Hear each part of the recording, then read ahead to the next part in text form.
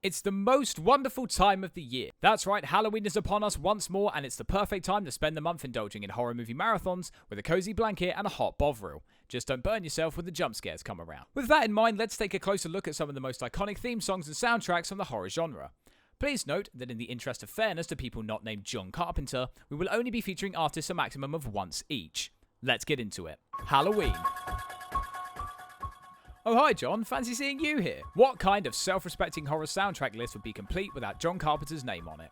Having to excise some of the prolific director-composer's most impressive works, such as They Live and The Fog, was an enormously difficult task, but we believe this soundtrack just edges it as Carpenter's most iconic musical contribution to his films. The distinctive high-pitched clicking, the light piano alternating its pitches, and that ominous synth underscoring it all. So simple, but so incredibly effective. An instantly recognisable song after only a few notes have played, and one that also brings to mind images of a masked shape, lurking in the bushes, relentlessly following. Psycho.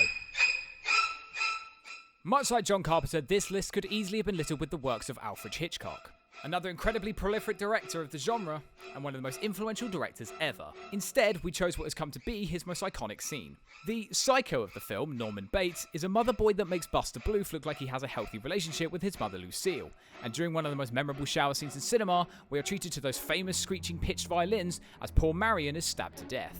The musical mimicry of the staccato strings invoking human screams is an impressive achievement by composer Bernard Herrmann, elevating an already great scene to one of the most famous in cinema. The Shining.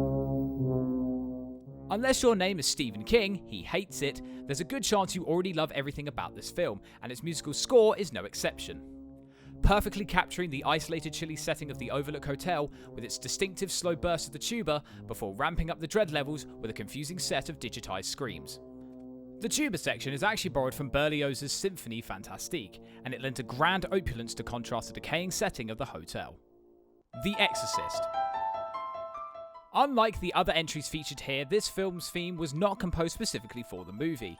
In fact, Mike Oldfield's Tubular Bells was released independently earlier the same year, although met with low sales and little fanfare.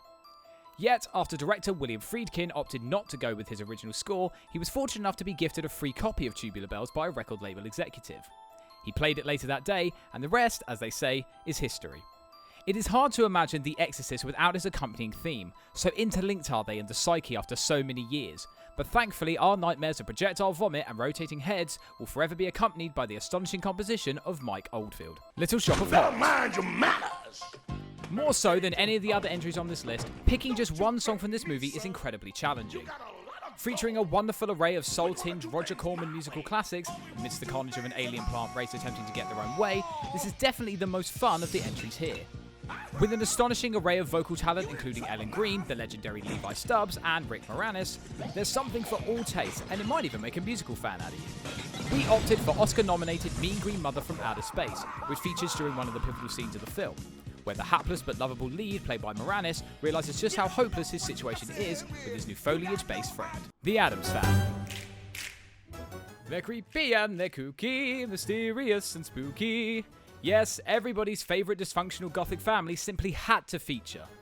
That iconic harpsichord opening and finger clicks are recognisable the world over. Most of the lyrics are easily summoned from the depths of childhood memories, although quite frankly trying to rhyme "seum" with "scream" is blood-curdling itself. But hey, it was the 60s. Hollywood composer Vic Mizzy's writing is so long-lasting that the song has barely been reworked for any of the various revival projects over the years. Nightmare on Elm Street. One of the most famous horror franchises, spawning 9 movies thanks to the appeal of its iconic villain, Freddy Krueger.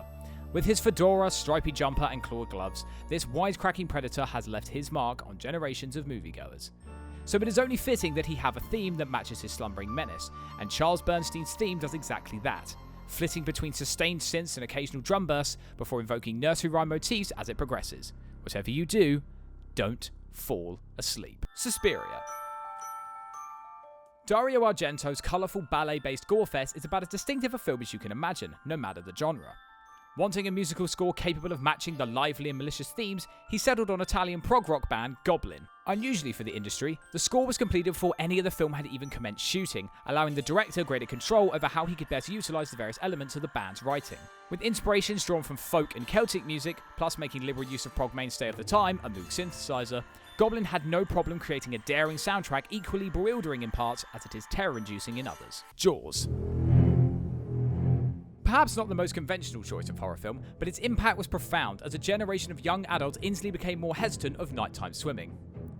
Scored by arguably the greatest soundtrack composer of all time in John Williams and making superb use of brass and string elements that would see him earn an Oscar for his writing.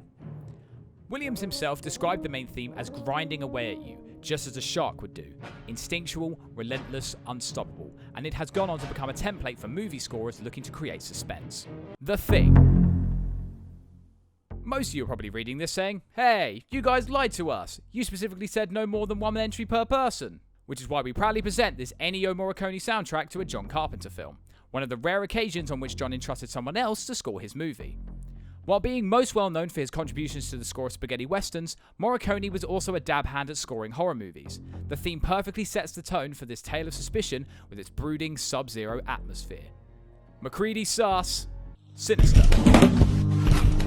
In a list dominated by established classics, Sinister is included on merit. An excellent modern horror combining the found footage genre with detective procedurals and demons. Quite the challenge to pull off.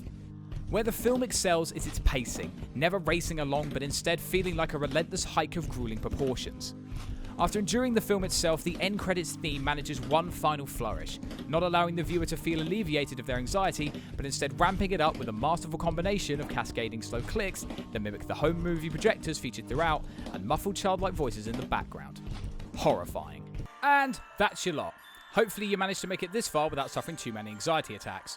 Are you a moaning mummy about our list, or happier than a wet gremlin? Feel free to let us know your personal favourite horror soundtracks in the comments. And while you're there, don't forget to hit like and subscribe. And you can also follow us over on Facebook, Instagram and Twitter, and we're streaming regularly over on Twitch, and you can find all those links in the description. I've been Swifty from Invicta magazine, and we hope you have an amazing Halloween, and we'll see you next time.